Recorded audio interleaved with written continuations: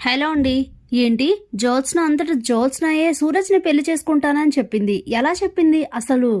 సూరజ్ని ఇష్టపడని జ్యోత్స్న కార్తీక్ని మాత్రమే పెళ్లి చేసుకుంటానని పట్టుపట్టుకుని కూర్చున్న జ్యోత్స్న సూరజ్ని ఎలా చేసుకుంటానంటుంది? దీని వెనక వేరే పెద్ద కథే ఉంది. అలాగే అసలు వేరే ఆప్షన్ కూడా ఉండదు. జ్యోత్స్నకి కళ్ళు మూసుకొని తాళైతే కట్టించుకుంటది. ఎలాగో వీడియోలో చూద్దాం పదండి. సూరజ్ జ్యోత్స్న కొన్ని ఫొటోస్ తీసి, అంటే అవి తనకు కూడా తెలియకుండా ఆఫీస్కి వచ్చినప్పుడు, అలాగే తను బ్రష్ చేస్తున్నప్పుడు, అందంగా గార్డెన్లో తిరుగుతున్నప్పుడు ఇలా కొన్ని ఫొటోస్ అయితే తీసి వాటన్నింటినీ ఆల్బంలో పెట్టుకొని చూసుకుంటూ ఉంటాడు. ఇంతలో జ్యోత్స్న వస్తుంది. ఆ ఆల్బంని దాయగానే ఏం దాస్తున్నావు అని చెప్పి మొత్తాన్ని సూరజ్ని కన్ఫ్యూజ్ చేసి ఆ ఆల్బమ్ తీసుకుని అయితే చూస్తుంది జ్యోత్స్న. నా ఫొటోస్ ఎందుకు తీసావు, నీ దగ్గర ఎందుకు ఉన్నాయని చెప్పి అంటుంది.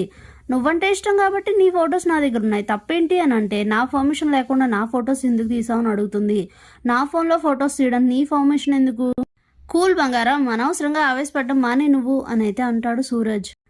నువ్వు ఇంతకీ ఎందుకు వచ్చావు చెప్పు అని అడిగితే, ఇందాక మా డాడీ ముందు నా పెళ్లి గురించి మాట్లాడావు, అనవసరంగా అందరూ కొంచెం పక్కన పెడుతున్న టాపిక్ని మళ్ళీ కదిపావు, ఇలాంటి ఓవర్ యాక్షన్లు మళ్ళీ ఇంకొకసారి చెయ్యొద్దని చెప్పడానికి వచ్చాను అని అంటే, నువ్వు చెప్పేది నువ్వు చెప్తావు, నేను చేసేది నేను చేస్తాను, నువ్వు చెప్పింది నేను చేస్తే నేను నువ్వవుతాను కానీ నేనెందుకు అవుతాను చెప్పు అని అంటే, నీతో పెద్ద తలనొప్పి అయిపోయిందిరా బాబు అని చెప్పి తిట్టేసి అక్కడి నుంచి అయితే వెళ్ళిపోతుంది జ్యోత్స్న.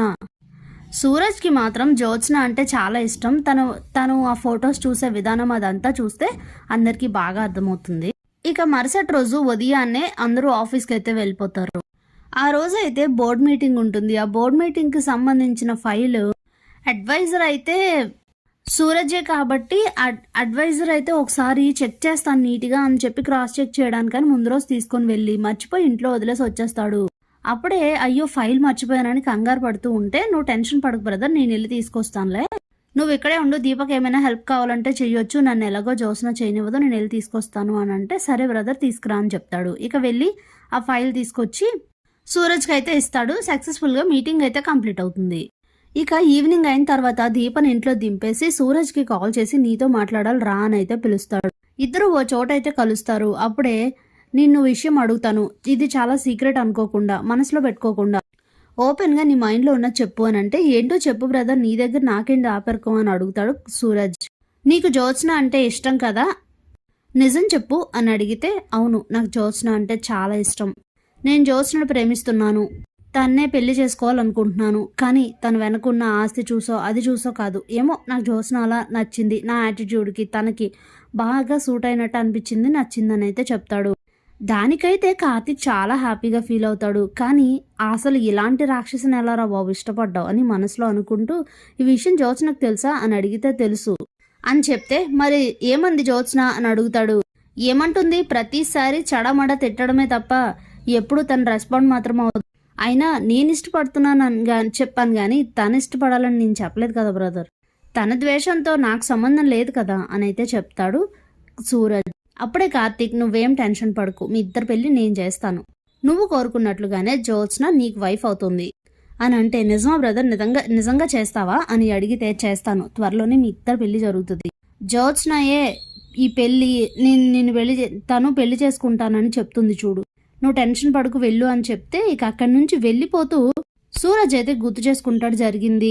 ఇదంతా నేను కావాలని చేశాను బ్రదర్, మరి అన్ని విషయాలు నేనే దాచుకుంటే ఎలా, ఎవరో ఒకరికి తెలిస్తేనే కదా ఈ విషయం ముందుకెళ్ళేది, అందుకే కావాలని ఫైల్ మర్చిపోయినట్లుగా అక్కడ నా రూమ్లో వదిలేసి దానిపైనే ఆల్బమ్ అక్కడ పెట్టాను, అది నువ్వు చూసుంటావు అందుకే అడిగావు అని అయితే అనుకుని అక్కడి నుంచి వెళ్ళిపోతాడు. ఇక జ్యోత్స్నని పిలిచి దీప కార్తీక్ మాట్లాడుతూ ఉంటారు. ఏంటి బావా అని అడిగితే, నువ్వు సూరజ్ని పెళ్లి చేసుకోవాలని చెప్తాడు. నేనా, వాడినా, అసలు నేను పెళ్లి చేసుకోనని నీకు తెలుసు కదా, నేను నిన్ను తప్ప వేరే ఎవరిని పెళ్లి చేసుకోనని నీకు తెలుసు కదా బావా అని అంటే, ఏయ్ పిచ్చి పిచ్చిగా మాట్లాడుకో అని అంటుంది దీప. నువ్వు అనవసరంగా రియాక్ట్ అవ్వకు, ఒక నిమిషం ఆగు దీప, తనంతటి తనే ఈ పెళ్లి చేసుకుంటానని చెప్తుంది అని అయితే అంటాడు కార్తీక్. నెవ్వర్ బావా, నేను చేసుకోను అని చెప్తుంది జ్యోత్స్న. చేసుకొని తీరాలమ్మా, నీకు వేరే ఆప్షన్ లేదు, ఏ సంబంధం తీసుకొచ్చినా అదొద్దు ఇదొద్దు ఇది లేదు అది లేదని వంకలు పెట్టడం కాదు, ఇప్పుడు కళ్ళు నోరు మూసుకొని సూరజ్తో తాళి కట్టించుకో అని అంటే, ఏంటి బావా నువ్వు ఎందుకు బలవంతం చేస్తున్నావు, వాడిని చేసుకోవడం ఏంటి అని అంటే, చూడు జ్యోత్స్న, నువ్వు బుద్ధిగా చెప్తే మాట వినవని నాకు బాగా తెలుసు, అందుకే నీకు 2 ఆప్షన్స్ ఇస్తున్నాను, ఒకటి సూరజ్తో తాళి కట్టించుకొని తను భార్యగా అవ్వు, లేదా నువ్వే దాసమామయ్య కూతురువని, నువ్వు ఇంటి అసలైన వారసురాలివి కాదని నేను ఇంట్లో చెప్తా. ఏది కావాలో నువ్వే తేల్చుకో అని చెప్తే అదేంటి బావా అలా లాక్ చేసావు అని అడిగితే, చూడు జ్యోత్స్న, పెళ్లి చేసుకుంటేనే అన్ని సమస్యలకి పరిష్కారం దొరుకుతుంది. నీకు కొంత ఆస్తి వస్తుంది, నువ్వు హ్యాపీగా ఉంటావు.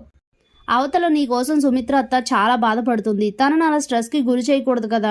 నువ్వంటే ఆలోచించావు, నీకంటే ఆవిడ మీద ప్రేమ లేదు, మరి మాకుంటుంది కదా. చెప్పినట్టు విని పెళ్లికి ఒప్పుకొని రేపు మార్నింగ్లోగా ఇంట్లో అందరితో ఈ విషయం చెప్పు. సూరజ్ని పెళ్లి చేసుకుంటా అని చెప్పు, లేదంటే నీ ఇష్టం. మరి ఎల్లుండి మార్నింగ్ అన్ని నేనే రివీల్ చేయాల్సి ఉంటుంది అని కార్తీక్ అయితే షార్ట్ వార్నింగ్ ఇచ్చేసి అక్కడి నుంచి వెళ్ళిపోతాడు. ఏంటి అన్నంత పని చేస్తాడా బావా అని ఆలోచిస్తూ ఉంటుంది జ్యోత్స్న. ఇక వేరే ఆప్షన్ లేక మరుసటి రోజు ఉదయాన్నే అందరినీ పిలిచి, తాత నేను నిర్ణయం తీసుకున్నాను, నిన్న డాడీ నా పెళ్లి గురించి మాట్లాడారు కదా, అనవసరంగా సంబంధాలు అయితే వెతకండి, నేనే ఒక అబ్బాయిని చూసాను, అబ్బాయిని చేసుకుంటా అని చెప్తుంది. ఎవరు అని అడిగితే సూరజ్ అని చెప్తుంది. దాంతో సూరజ్ ముఖం మతలబ్లా వెలిగిపోతూ చాలా హ్యాపీగా అయితే ఫీల్ అవుతాడు. సూరజ్ ఏంటి ఏం మాట్లాడుతున్నావు అని అడుగుతుంది పారిజాతం. అవును గ్రాని, సూరజ్ని పెళ్లి చేసుకుంటాను. సూరజ్ అయితే మంచివాడు, తన గురించి మనకి బాగా తెలుసు. ఎవరినో ఒకసారి ఇలా తీసుకొచ్చి కూర్చోబెట్టి చూసి చేసేసుకో అంటే అది మన లైఫ్ నాశనం అవుతుంది. సూరజ్ని చేసుకుంటా డాడీ, మీకు ఓకేనా అని అడిగితే అలాగే. సూరజ్ అయితే మనందరిలో తిరిగిన వాడు, మనకు అంతో ఇంతో తెలిసిన మనిషి, తన వ్యక్తిత్వం అంతా తెలుసు కాబట్టి హ్యాపీగా చేసేసుకోవచ్చు. నువ్వేమంటావు సూరజ్ అని అంటే, బ్రదర్ ఏమంటాడు, బ్రదర్కి ఎప్పటి నుంచో ఇష్టమే అని చెప్తే, సరే అయితే చాలా హ్యాపీ, ఇంకేముంది ఎంగేజ్మెంట్ చేసుకుందాం, పెళ్లి చేసేద్దాం అయితే అని అంటాడు శివనారాయణ.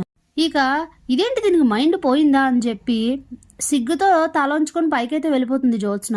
ఇక పైకి వెళ్ళి మాత్రం తెగ మండిపడిపోతూ ఉంటే అప్పుడే పారిజాతం తన దగ్గరికి వెళ్ళి, ఏమైంది, ఎందుకు ఇలా చెప్పావు, అసలు నువ్వు పెళ్లి చేసుకోవడం ఏంటి, అది కూడా సూరజ్ని చేసుకోవడం ఏంటి అని అడిగితే, నాకు వేరే ఆప్షన్ లేదు, ఈ పెళ్లి చేసుకుంటే ఎంతో కొంత ఆస్తి వస్తే అదైనా పట్టుకుని ఉండాలి, లేదంటే ఏమవుతుందో తెలుసా, నేనే వారసురాలని కాదు అని మొత్తం రివీల్ చేసి చెప్పేస్తానని బావ నిన్న వార్నింగ్ ఇచ్చాడని చెప్పి మొత్తం జరిగింది చెప్తుంది. ఇక నోరు మూసుకుంటుంది పారిజాతం కూడా.